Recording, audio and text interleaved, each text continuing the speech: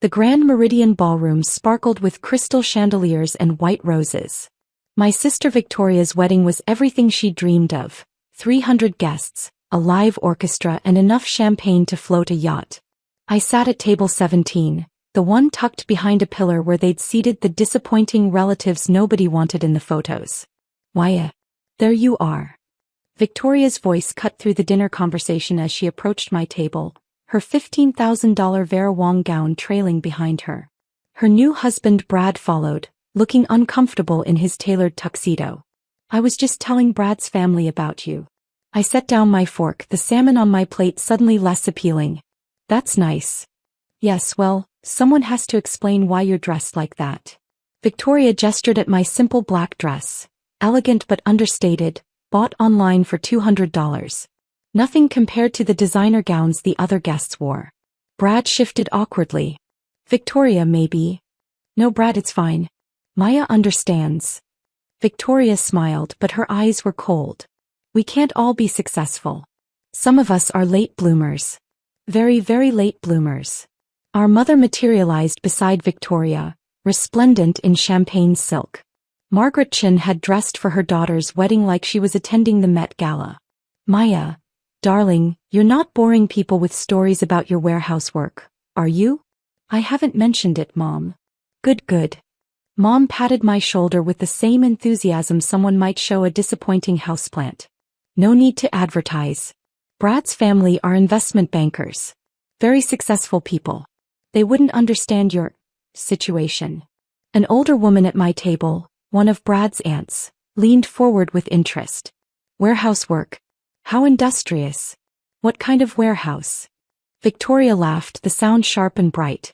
Oh, it's nothing interesting. Maya dropped out of Stanford after 2 years to work in some logistics facility. We're still trying to understand why. I didn't drop out, I said quietly. I took a leave of absence. 5 years ago. Mom's voice dripped with disappointment. 5 years and you're still loading boxes onto trucks. Your father and I paid for 2 years at Stanford, Maya. Do you know how much that cost?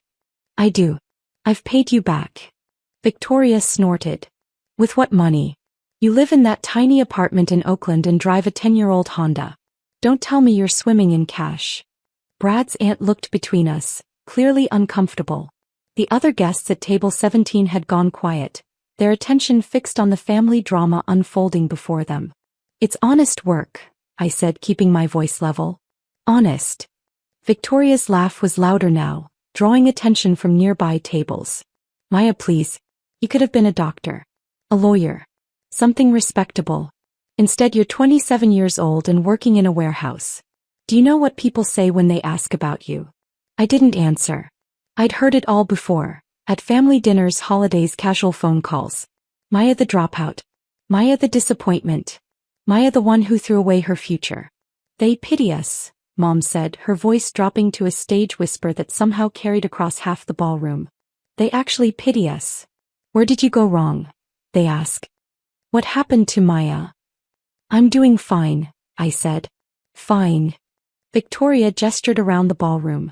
Look at this, Maya. This is what success looks like. Brad and I have a house in Pacific Heights.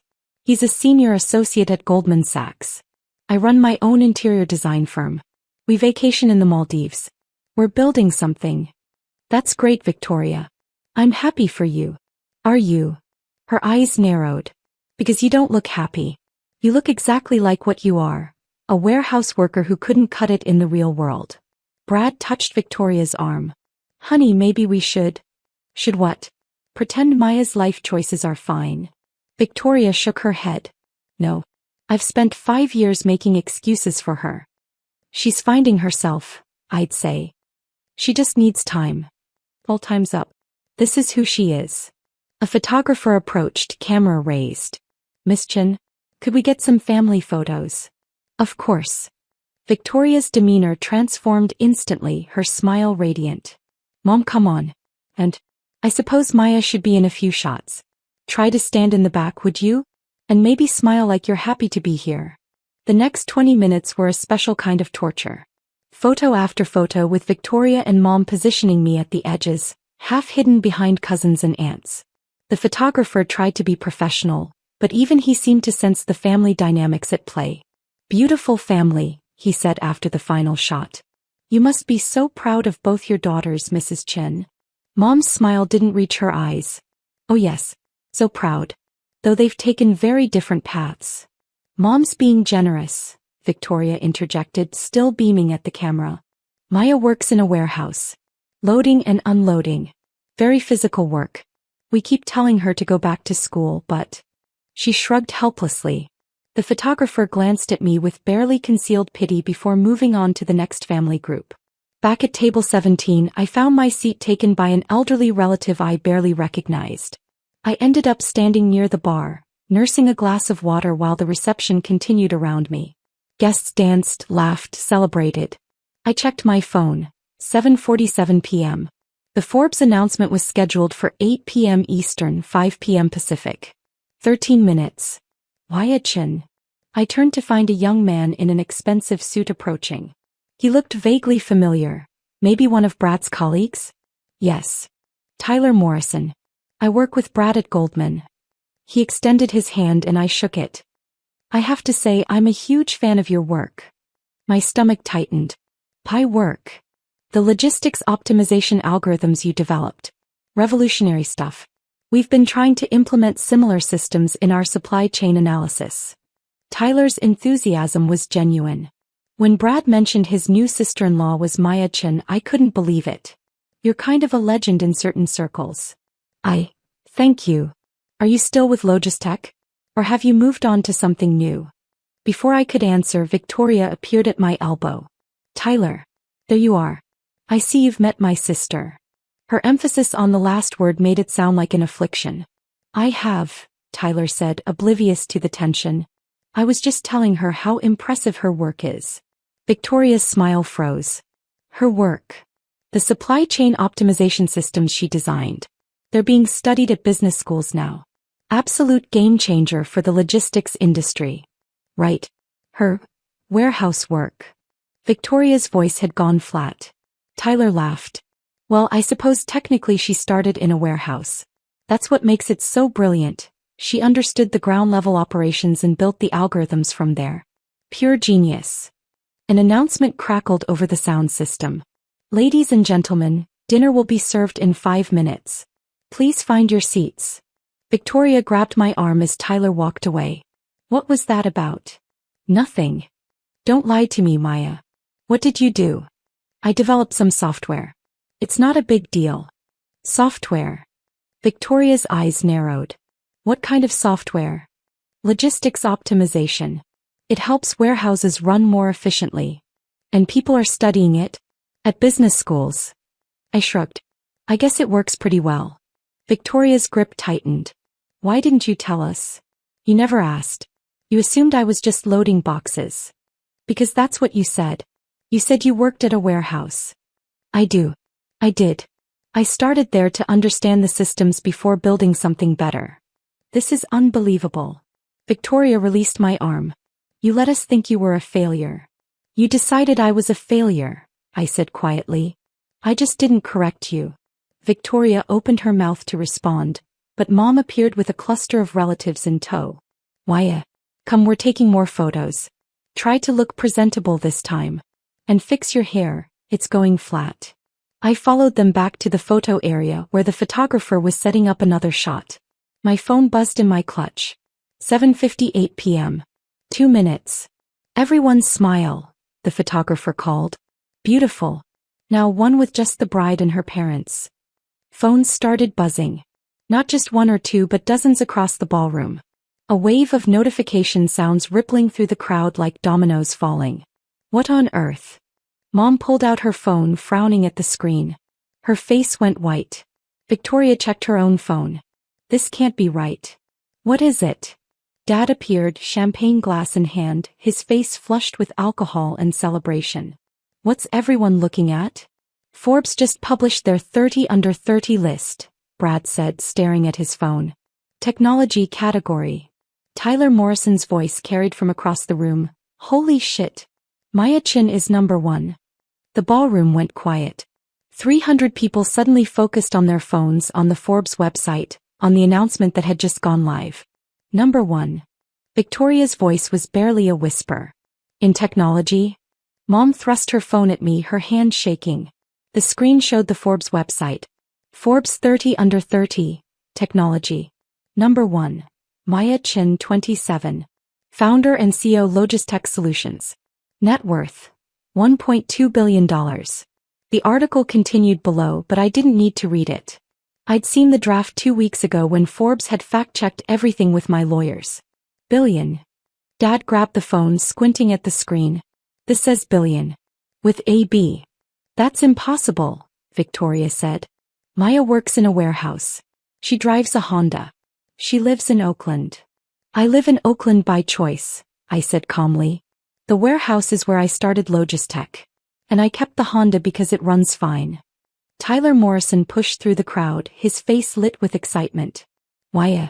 Congratulations. When were you going to tell us? Number 1. And youngest self-made billionaire in the technology sector. Billionaire. Mom's voice cracked. Maya, what is he talking about? More guests crowded around, their phones out, comparing notes. The Forbes article was spreading through the ballroom like wildfire. A woman in a red dress, one of Brad's senior partners at Goldman, approached with her phone extended. I apologize, but I have to ask. Are you the Maya Chin who developed the smart flow algorithms? I am. I've been trying to get a meeting with your team for 6 months. We want to implement your systems across our entire global supply chain. She glanced at Victoria and Mom, her expression shifting from excitement to confusion. Wait, you're the bride's sister. I am. But earlier I heard someone say you worked in a warehouse? I did. That's where I started Logistech 5 years ago. The senior partner's eyes widened. You started Logistech in a warehouse? In Oakland. I needed to understand ground-level logistics before I could optimize them. So I worked the floor for 8 months. Loading trucks, managing inventory, tracking shipments. Then I built the software. And now you're worth over $1 billion. The senior partner laughed in disbelief. That's incredible. Victoria grabbed my arm again, pulling me away from the crowd. Why didn't you tell us? Tell you what? That you were building a company. That you were successful. You let us think. I let you think what you wanted to think, I said. Every time I tried to explain what I was doing, you interrupted. You assumed. You decided I was a failure and nothing I said would have changed your mind. That's not fair. Isn't it? Christmas, I tried to tell you about the first major contract Logistech secured. You cut me off to talk about your new handbag. At Dad's birthday, I mentioned that I was hiring a development team. You asked if they were other warehouse workers. Mom appeared, mascara starting to run. Maya, sweetheart, this is wonderful news. Why didn't you share this with your family? I tried. You weren't interested in listening. But $1 billion. Dad had joined the circle, his face red. You're worth $1 billion and you're wearing a $200 dress to your sister's wedding? I like this dress. But people will think. Mom stopped herself, glancing around at the guests who were still clustered nearby, watching our family drama unfold in real time. A silver-haired man in an impeccable suit approached. Excuse me. I'm Robert Hutchinson, Brad's father. I couldn't help but overhear. You're really the founder of Logistech? Yes, sir. My firm uses your software. Saved us $40 million last year in logistics costs alone. He extended his hand and I shook it. I had no idea Brad was marrying into such an innovative family. Your daughter is remarkable, Mrs. Chen. Mom's smile was strained. Yes, well, Maya's always been driven. Driven? She's revolutionary. Robert turned to me. We've been trying to arrange a meeting with your team. Our CFO wants to discuss expanding our implementation to international operations. Have your people contact my office, I said. We can set something up. Your office. Victoria's voice was hollow. You have an office. I have a building. In San Francisco. 43 employees. 43. Victoria swayed slightly and Brad steadied her. But you said you worked in Oakland. I said I live in Oakland. My company's headquarters is in San Francisco, near the Ferry Building. Brad pulled out his phone, typing quickly. Logistech Solutions. Headquarters at One Market Plaza. Jesus, Victoria, that's prime real estate. The view's nice, I said. More guests were gathering now, a crowd forming around our family. I could hear them whispering, comparing phone screens, reading the Forbes article aloud to each other. It says here you started Logistech with $50,000 in savings, someone read. Worked in a warehouse to understand the operational challenges, then spent 18 months developing the initial algorithm. First major client was Amazon. Third client, I corrected. First was a regional shipping company, second was a national retail chain. Amazon came after we'd proven the concept. Tyler Morrison laughed. After you'd proven the concept? Maya, you revolutionized supply chain management. Companies are falling over themselves to implement your systems. The photographer appeared, camera raised. Miss Chin? The younger Miss Chin? Could we get some photos?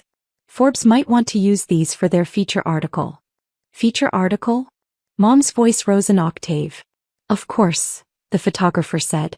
They always do extended coverage of the #1 spot. Especially when it's someone as young as Miss Chin. This is huge news. Victoria grabbed the photographer's arm. Wait, you want photos of Maya? For Forbes, yes. The lighting in here is perfect, and with the wedding backdrop, it's a great human interest angle. Billionaire CEO celebrates sister's wedding. Very relatable. Relatable. Victoria repeated the word like it was foreign. My phone rang. My actual phone, not the personal one, but my work cell that I turned to silent for the wedding. I glanced at the screen. I need to take this. Now. Mom's voice cracked. Maya, there are people here who want to meet you. It's my head of PR. The Forbes announcement just went live. I need to coordinate our response. I stepped away from the crowd answering the call. Sir, yes, the reaction is significant. Schedule the press interviews for Monday. And yes, send the prepared statement to the usual outlets. I'll be available for calls tomorrow afternoon. When I returned, the crowd had grown. It seemed like half the wedding guests had migrated to our corner of the ballroom, phones out, questions ready. Miss Chin, is it true you turned down a buyout offer from Google? Someone asked. I did. 3 months ago. How much did they offer? $2 billion. But Logistech isn't for sale. Victoria made a choking sound. You turned down $2 billion? The company's worth more than that, and I'm not finished building it. A young woman in a sleek black dress pushed forward. Maya Chin? I'm Jennifer Walsh from TechCrunch. I'm here as a guest, but I have to ask, can I schedule an interview? This is the biggest tech story of the year. Have your editor contact my PR team, I said. We're scheduling media interviews for next week. Your PR team. Victoria laughed, the sound slightly hysterical. Of course you have a PR team. Why wouldn't you have a PR team? Brad's senior partner appeared again, this time with 2 colleagues in tow. Miss Chin, I apologize for the intrusion, but we really must discuss a partnership. Goldman Sachs is very interested in exploring investment opportunities with Logistech. We're not seeking investment, I said. But I'm always open to discussing enterprise implementation of our systems. Enterprise implementation. Right. The partner pulled out a business card. Please have someone from your team reach out. This could be a very lucrative relationship for both parties. Mom was staring at me like she'd never seen me before. Maya, I don't understand. When did all this happen? Over the past 5 years. While you thought I was just loading trucks. But you never said. I tried. Multiple times. You didn't listen. Dad cleared his throat. Well, in our defense, you were quite vague about your work. I told you I was developing logistics software. You called it playing with computers. We didn't realize you were starting a billion-dollar company. Would it have mattered? If I'd told you the exact value of Logistech, would you have listened? Or would you have assumed I was exaggerating? The silence that followed was answer enough. Victoria's carefully applied makeup was starting to smudge, tears threatening to spill over. This is my wedding day, Maya. My special day. And you're making it about you. I didn't do anything, I said quietly. Forbes published their list. I didn't control the timing. But you knew. You knew this was coming today and you came anyway. You invited me. I'm your sister. Some sister. You let us look like fools in front of everyone. Brad touched Victoria's shoulder. Honey, maybe we should. Should what? Victoria spun to face him. Pretend this isn't happening? Everyone here is talking about Maya. My wedding is ruined. Your wedding is fine, I said. The Forbes list is news for about 5 minutes. Then people will go back to celebrating your marriage. But even as I said it, I knew it wasn't true. The crowd around us was growing, phones out, questions multiplying. The wedding had transformed into something else entirely. An impromptu press conference with 300 amateur journalists. Miss Chin. A man in his 50s pushed forward, gold cufflinks flashing. Harrison Webb Venture Capital. I'd love to discuss funding opportunities for your next venture. Logistech is my venture. I'm not looking for funding. But surely with your track record you're considering expansion? New products? I represent several firms that would be very interested. I'm at my sister's wedding, I said, my voice firm. This isn't the time or place. Harrison had the grace to look embarrassed. Of course. Apologies. But please take my card. For when you are ready to discuss opportunities. I accepted the card, the 10th I'd received in the last 15 minutes, and tucked it into my clutch alongside the others. Mom grabbed my arm, her grip desperate. Maya, darling, we need to talk. Privately. Mom, there's nothing to. Yow. Her voice left no room for argument. She pulled me toward a quiet corner away from the crowd. Dad and Victoria followed, forming a tight circle that shut out the rest of the ballroom. Why didn't you tell us? Mom's whisper was fierce. Your own family, Maya. We had a right to know. Did you? Because every time I mentioned my work you dismissed it. Every holiday, every phone call, you made it clear that what I was doing wasn't good enough. We were trying to motivate you. No, you were trying to shame me. There's a difference. Victoria's tears were flowing freely now, mascara tracking down her cheeks. You made us look like idiots. Everyone heard what we said about you. About the warehouse work, the Honda, the cheap dress. And now they know the truth. The truth is I do work in a warehouse sometimes. I do drive a Honda. And I did buy this dress online. Nothing I said was a lie. But you let us believe. I let you believe what you wanted to believe. You made assumptions about my life, my choices, my success. I didn't correct you because honestly, I met Victoria's eyes. I wanted to see how far you'd go. How cruel you'd be to someone you thought was beneath you. Mom gasped. That's not fair. Isn't it? You introduced me to Brad's family as the disappointing daughter. You seated me behind a pillar. You told me to stand in the back of photos and fix my hair. When would it have stopped? If Forbes hadn't published their list, would you have spent the rest of your life treating me like a failure?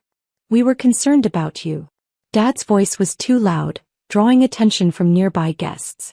He lowered it to a harsh whisper. We paid for Stanford. We expected you to do something with that education. I did. I built a billion-dollar company. By working in a warehouse. By understanding the problem before creating the solution. That's good business. Victoria wiped her eyes, smearing her makeup further. This is unbelievable. My wedding is completely ruined. Your wedding is fine, I repeated. Look around, Victoria. People are still dancing. The band is still playing. Dinner is being served.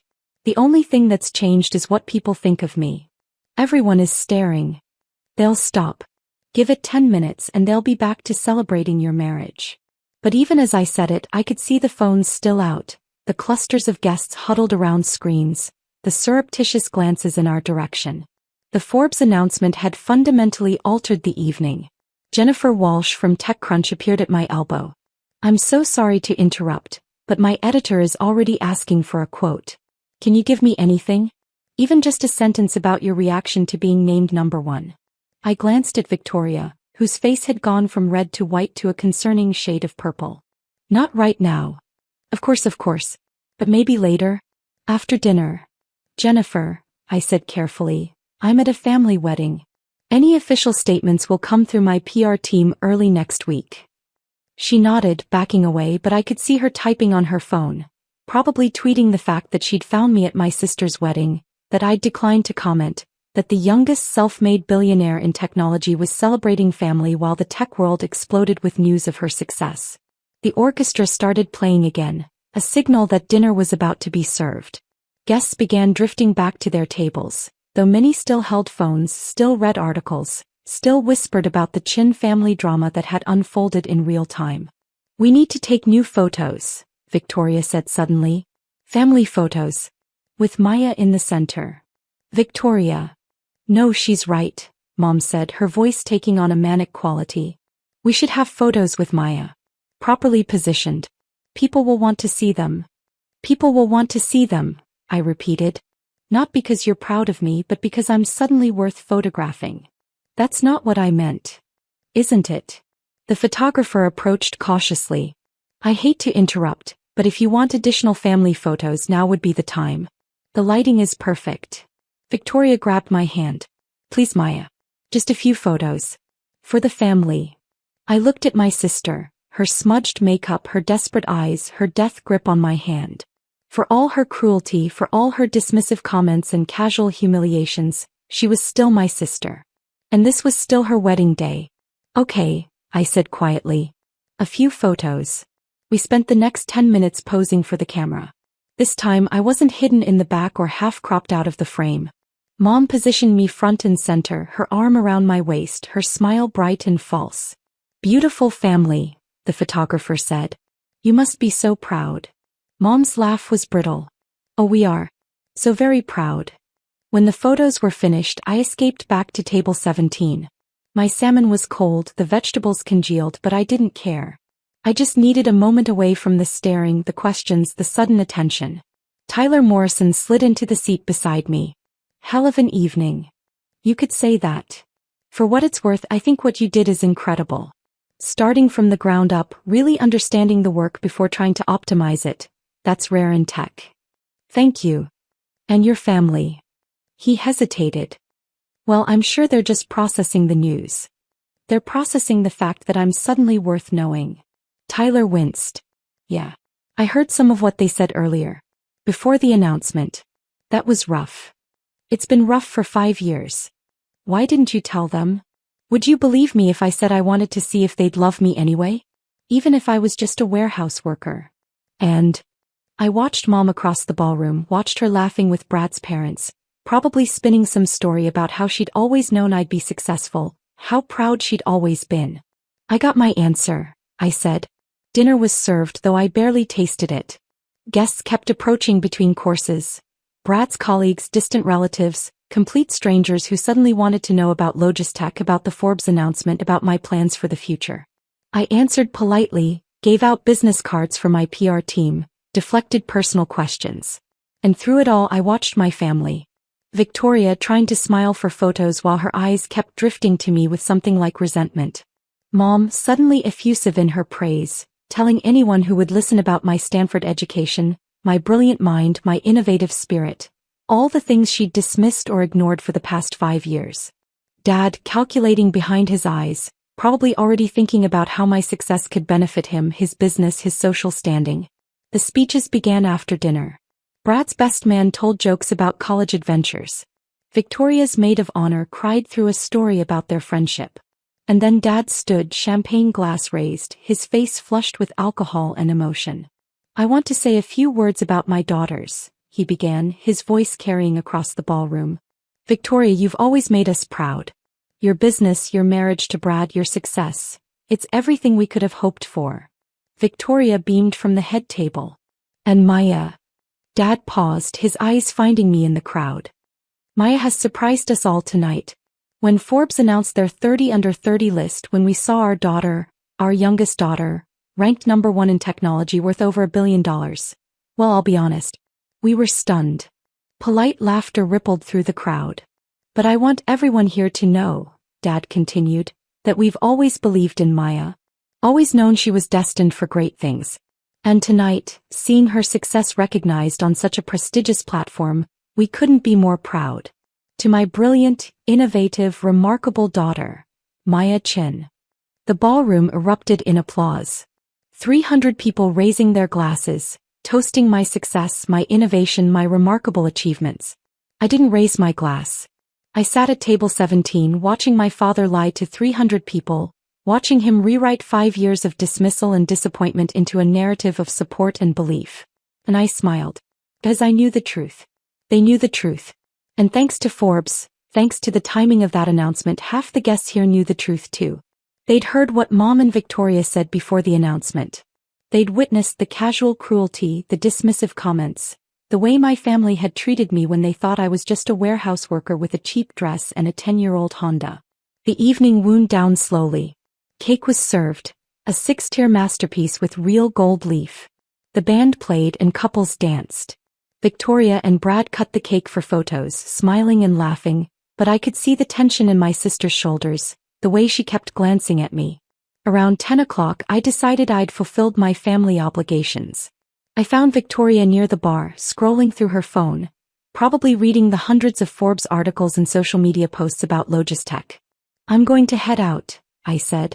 Victoria looked up, her eyes red from crying and champagne. "You're leaving? It's been a long day."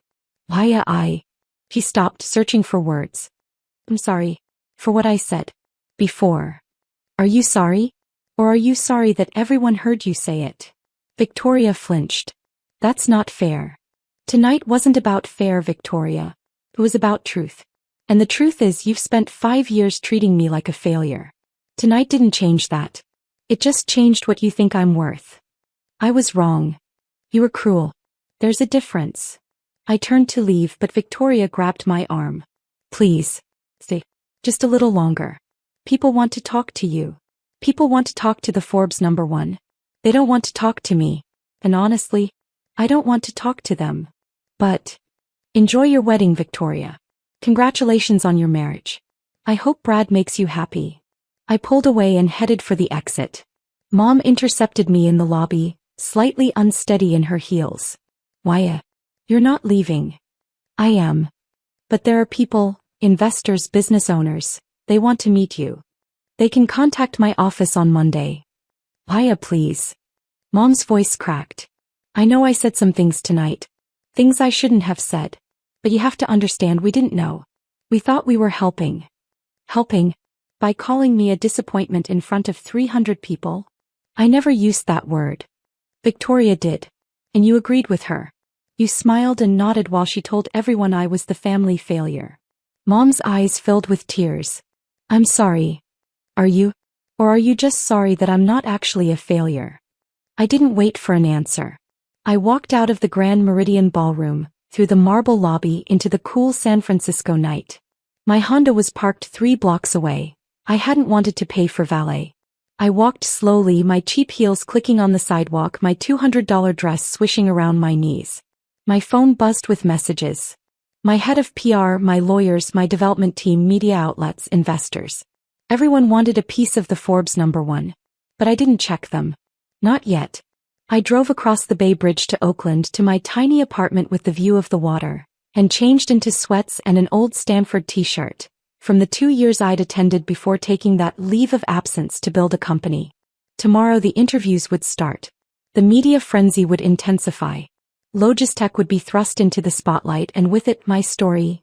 The warehouse worker who became a billionaire, the Stanford dropout who revolutionized logistics, the family disappointment who proved everyone wrong. But tonight I just sat on my balcony and watched the lights of San Francisco sparkle across the bay. I thought about Victoria, probably still at her reception, trying to salvage her special day. I thought about Mom and Dad, spinning their narrative of always believing in me, always supporting me.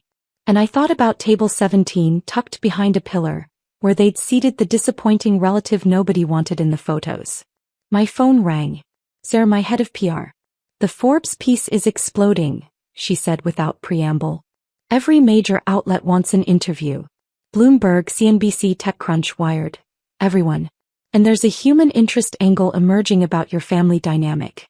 Apparently, someone at the wedding tweeted about your sister's comments before the announcement." Of course they did. It's getting traction. Tech billionaire reveals sister's treatment at wedding. Do you want to respond? No. Maya, this could be good for your image. The self-made angle, the family drama overcome. I said no. What happened tonight was private. Or it should have been. Understood. What about interviews? Can I start scheduling? Yes. But only professional outlets. Tech industry focus. Nothing about my family. Got it. Also, Google CEO called. They want to discuss their buyout offer again. Still not interested. They're willing to go to $3 billion. I watched a ferry cross the bay, its lights reflected in the dark water. Tell them Logistech isn't for sale.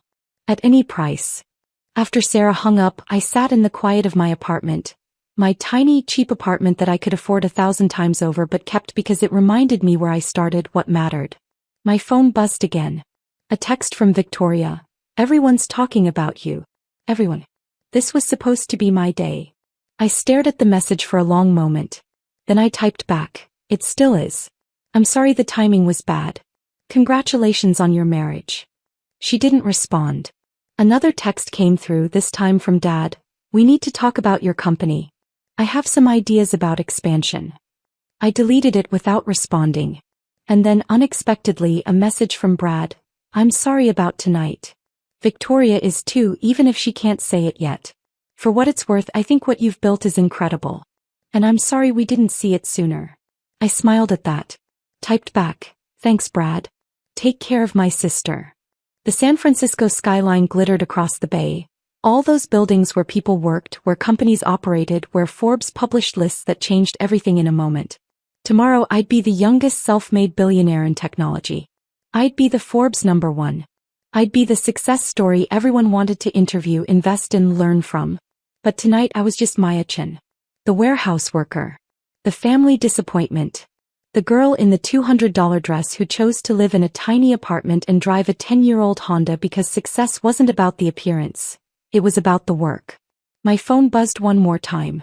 A message from Tyler Morrison. Just wanted to say, your family might not have recognized your worth, but the rest of us do. Can't wait to see what you build next. I set my phone aside and watched the fairy lights disappear into the Oakland harbor. Tomorrow would be chaos. But tonight I sat in my cheap apartment wearing my old college t-shirt and felt more successful than I'd ever felt in my life. Because I'd built something real. Something valuable. Something that didn't need my family's approval or society's validation. And that was worth more than any Forbes ranking could ever measure.